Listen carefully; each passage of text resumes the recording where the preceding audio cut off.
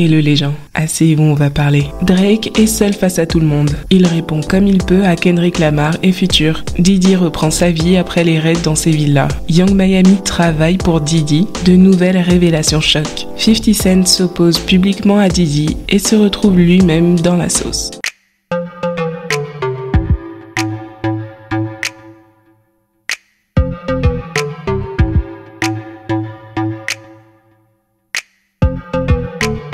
Comment on fait quand on s'est pris des diss tracks dans la bouche, par surprise, et en équipe en plus? Franchement, là, c'est soit on répond. Mais Drake, il a pas tout à fait compris ça. Metro Boomin et Future ont sorti leur album We Don't Trust You. Et par la même occasion, ils ont sorti toute la rage qu'ils accumulaient contre Drake. C'est leur album, mais au final, je crois que ce qui va rester dans les mémoires, c'est le couplet de Kendrick Lamar sur la chanson Like That. Allez voir ma vidéo précédente pour savoir tout ce que Drake s'est pris dans la face. Le truc, c'est que le gars est en tournée en ce moment. C'est sans doute difficile pour lui de dégager du temps pour écrire une réponse. Du coup, ce qu'il a fait à la place, c'est qu'il a écrit un discours. It's the same way I want you to walk out of here feeling about your fucking self. Cause you know how I'm feeling? I got my fucking head up high, my back straight, I'm 10 fucking toes down in Florida or anywhere else I go, and I know that no matter what, it's not a nigga on this earth that can ever fuck with me in my life. And that's how I want you to walk out of here tonight. Il y avait aussi toutes sortes de spéculations qui ont été faites concernant la cause de l'embrouille entre Drake et Future. J'ai supposé une petite jalousie, mais dans l'album, Future insigne aussi que Drake et lui partageaient la même go et que Drake soutirait des infos à cette meuf. En partant d'une chanson de l'album, Magic Don Juan, Princess Diana, les enquêteurs d'internet ont trouvé cette dame qui s'appelle Diana et qui s'est surnommée Princess dans sa bio. Du coup, on a conclu que c'était elle la meuf à l'origine de l'embrouille entre Future et Drake, mais Metro Boomin a démenti sur Twitter. Les gars, arrêtez d'inventer des trucs pour générer de l'engagement et apprécier la musique. Diana a aussi démenti en disant que personne ne s'embrouille à cause d'elle, elle n'est pas si importante, c'est juste une personne normale. Oui, une personne normale avec un BBL. J'ai été contrainte et forcée d'aller fouiller dans son Instagram et je dois vous dire que c'est pas impossible qu'elle mente pour essayer d'étouffer l'histoire, car elle a un mec à l'heure actuelle. Elle a dit qu'il n'était pas dérangé par les rumeurs, alors j'imagine qu'il la croit. Mais peut-être que Princess Diana n'a pas tout dit à son gars sur ce qu'elle fait quand elle rentre tard le soir. Je dis ça aussi parce que, comme par hasard, Drake a décidé d'afficher des images de la vraie Princesse Diana lors de son concert. Mais bon, vu que tout le monde a démenti, on va dire que ce n'est qu'une coïncidence. Une autre coïncidence, qui a plus l'air d'une grosse blague vue d'ici, c'est Rick Ross qui unfollow Drake juste après la sortie de l'album de Future. Et Drake qui répond en envoyant des invitations VIP pour son concert à l'ex-copine de Rick Ross, Christina Mackie. Voilà, donc ça veut dire occupe-toi de tes affaires, au cas où vous avez pas compris. Drake, il a le temps de tout faire sauf d'entrer dans la cabine. Il fait des discours, il fait des lissages brésiliens, il ramasse les ex des gens, il fait des posts Instagram.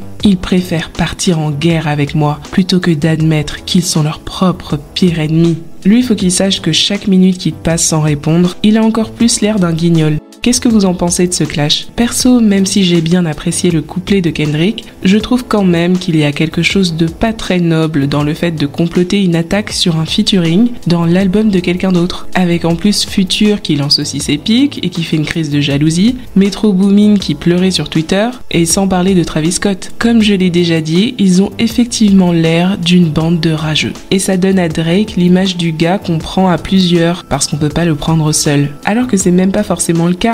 Genre Kendrick a déjà montré qu'il pouvait se le faire, Drake. Mais avec cette configuration, c'est l'image que ça me donne.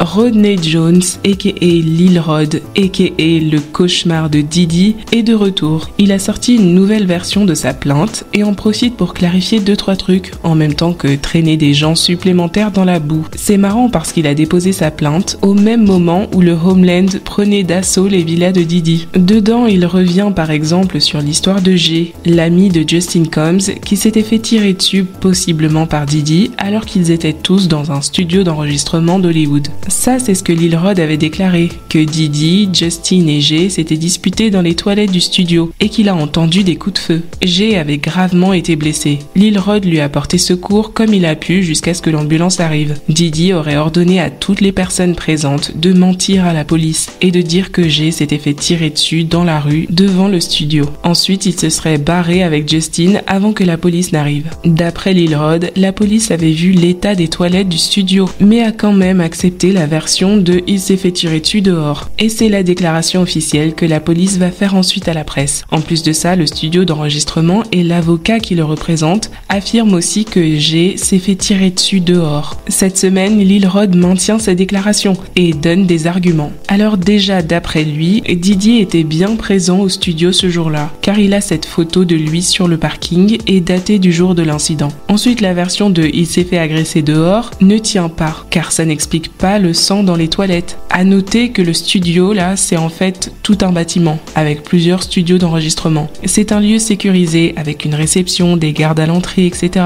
Comment quelqu'un qui ne pouvait plus marcher à cause de ses blessures a parcouru tout le bâtiment pour arriver tout seul jusqu'aux toilettes du studio G et commencer à se vider de son sang là-bas? Voilà un peu les contre-arguments que Lil Rod apporte. Lil Rod détaille encore plus comment est organisé le réseau de Diddy, les différents membres de son équipe et leur rôle. Le producteur Stevie J qui recrute des prostituées et participe aux Freak-Offs, les soirées délurées de Diddy. Justin Combs qui recrute aussi des prostituées ou des filles mineures, et tant qu'à faire qui participe aussi aux Freak-Offs. Brandon Paul qui fournit et transporte la drogue et les armes. Aussi un certain Frankie Santella qui travaille en binôme avec Brandon. Frankie transporte l'argent pour la drogue et les armes. Moy Bone recrute aussi des prostituées et participe aux Freak-Offs. Et bien sûr, au sommet de la pyramide, Christina Koram, la chef d'équipe qui coordonne tout, et Lucian Grange, le patron d'Universal, qui est aussi visé par la plainte car ce serait finalement lui la plus grosse source de financement de tout ce bordel.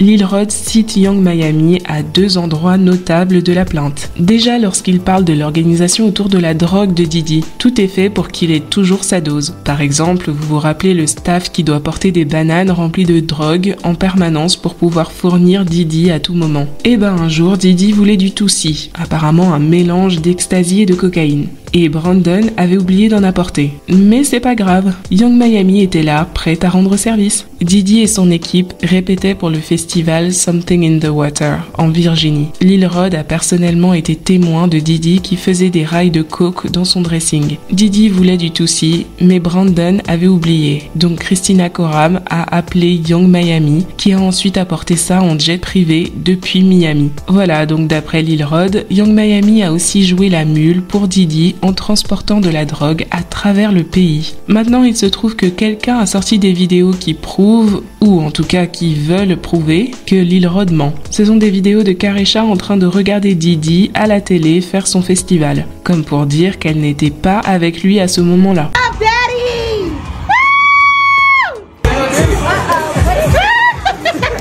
On peut voir la date et le lieu, New York. Moi je veux bien, hein. Mais déjà Lil Rod n'a jamais dit que Young Miami était restée pour voir le festival. Il a dit qu'elle était venue au moment des répétitions. Et puis New York, Virginie, c'est juste 1 heure d'avion. Donc elle aurait très bien pu faire Miami-New York et s'arrêter en chemin pour déposer la drogue. En jet privé ça se fait, non? Donc voilà, vos preuves là vous pouvez les garder. Sinon à part ça, Young Miami est une escorte. On a enfin résolu le mystère de son histoire d'amour avec Diddy. Tout comme il se fournit en drogue, Lil Rod détaille comment Diddy se fournit en femmes. En plus de ses escortes occasionnelles qu'il se fait livrer pour ses freak-offs, il aurait aussi des régulières. Robin Greenhill, son comptable, s'assure que les transferts de fonds ou les paiements cash pour les escortes soient effectués. Bon, à chaque fois c'est écrit travailleuse du sexe, mais je préfère dire escorte, même si c'est pas tout à fait pareil. C'est juste que là c'est un mot qui va beaucoup revenir, donc épargnez-moi s'il vous plaît.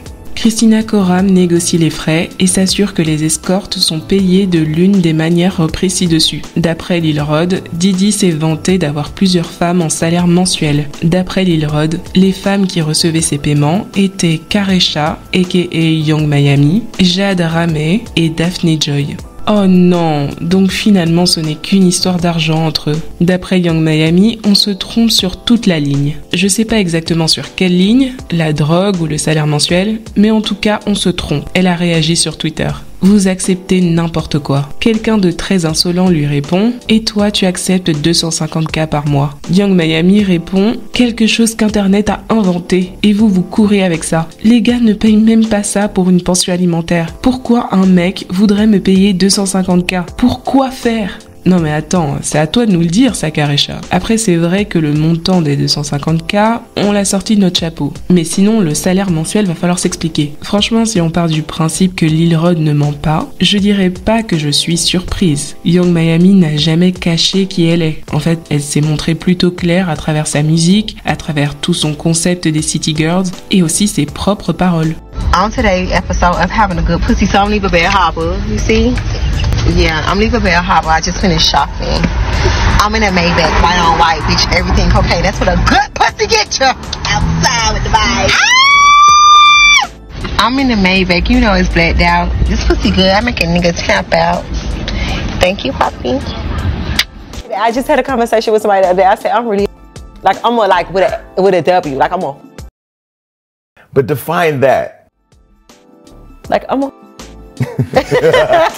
Like, I'm very, like, I'm a. Tout ça c'est très explicite, mais je crois que mon cerveau avait pas totalement tilté. Le problème c'est que de nos jours on fait des distinctions qui n'ont pas de sens. Escort, sugar baby, modèle OnlyFans, prostituée, tout ça c'est pareil en vrai. Et au moins avec les prostituées vous savez à quoi vous attendre. C'est un prix, un service. Tout le monde fait ce qu'il veut au final. Dans la plupart des pays occidentaux c'est légal. Mais le problème c'est quand toutes ces prostituées déguisées investissent l'espace médiatique. Elles se présentent comme des coachs sportifs, des modèles Instagram, des rappeuses, des stars de télé-réalité et sans se déclarer officiellement, l'air de rien, elles sèment leur mentalité tordue dans les médias sous couvert de divertissement. Bref, tout ça pour dire que le monde est méchant, faites attention. Pendant ce temps, Diddy a l'air d'aller bien. Il marche dans la rue avec ses filles en posant pour les caméras. Regardez, même les jumelles sourient, comme si le Homeland vient de les appeler pour dire qu'ils ont fini de détruire toutes les preuves. Diddy est même allé faire un lunch avec des amis.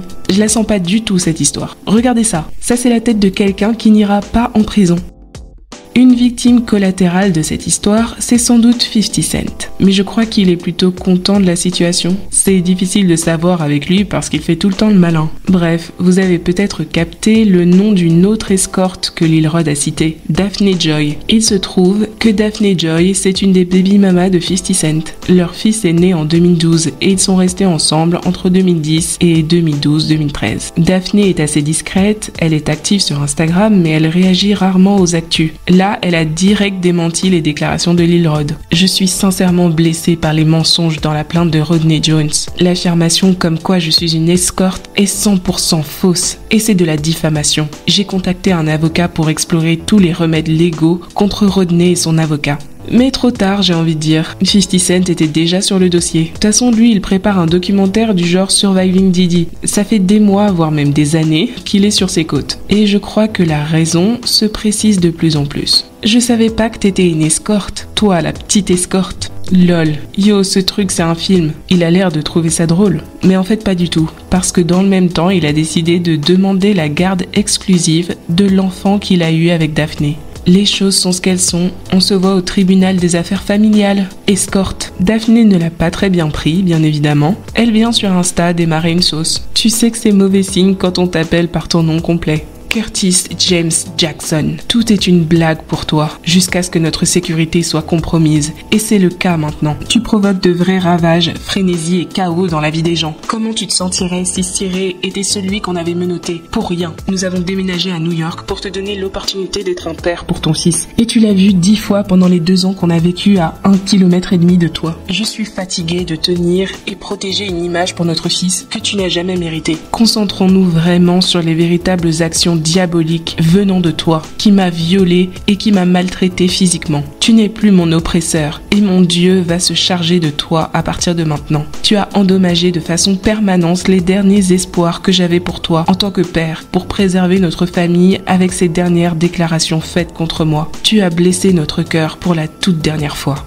Ok, donc 50 Cent voulait protéger son fils d'un environnement malsain et il se retrouve accusé d'être un père absent en plus d'un homme violent et d'un violeur.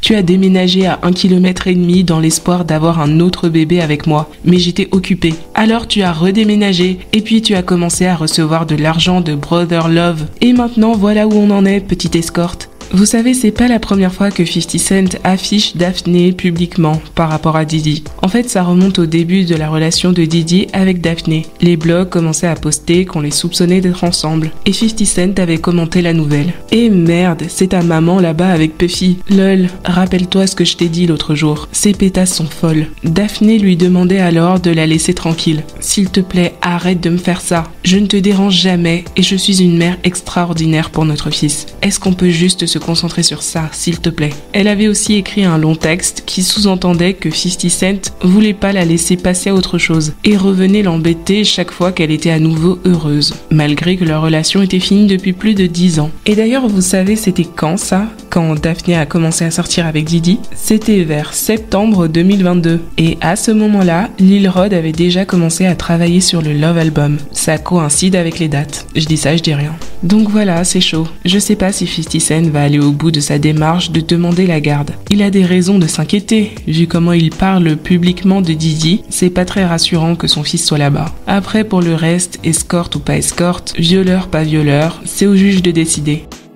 Dites en commentaire ce que vous pensez de la vidéo. Vous pensez que Drake doit répondre à Kendrick et Future? Vous êtes surpris par les révélations sur Young Miami? Vous pensez que Diddy va s'en sortir? Est-ce que 50 Cent a eu raison de demander la garde exclusive? Vous croyez qu'il est aussi coupable? Allez, on se parle en commentaire.